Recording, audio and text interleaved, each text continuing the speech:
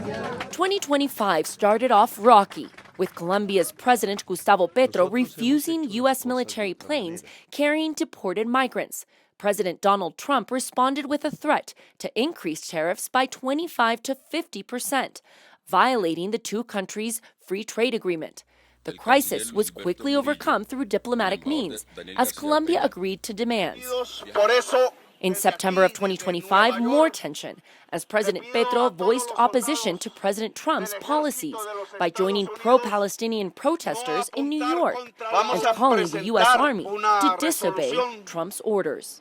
We've never seen a president speak so forcefully and supremely, stopping with a megaphone in a New York park to urge the army and, let's say, the American soldiers to disobey Trump.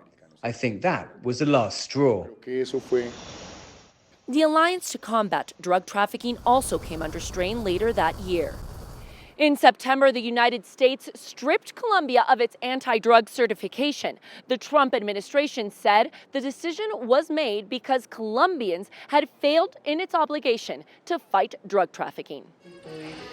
Analyzing the drug trade by coca cultivation, Colombia's war on drugs has struggled.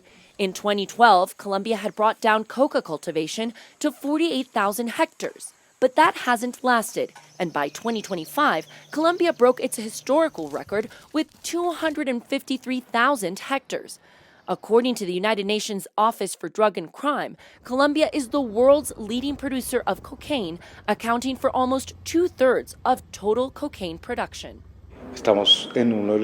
We are at one of the worst moments in narco-trafficking in the country and in the world, because this isn't just a Colombia problem. Let's begin there. Worldwide, there has been an increase in the abuse of psychoactive substances. Experts on the armed conflict, like Javier Flores from Colombian Foundation Ideas for Peace, have often linked poverty and a lack of opportunities to the growth of illicit activities. Over the years, security programs like Plan Colombia were increasingly accompanied by social development programs. United States was a big provider of that humanitarian aid through U.S. aid, but it was abruptly cut off in March 2025. What we are seeing are areas where the absence of projects that were once supported by U.S. aid, has also facilitated the recruitment of many young people in these territories.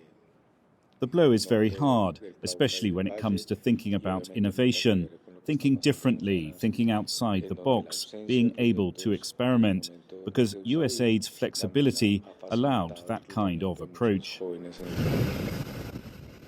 Perhaps the latest show of the importance of this relationship is President Gustavo Petro's visit to Washington, D.C. this February.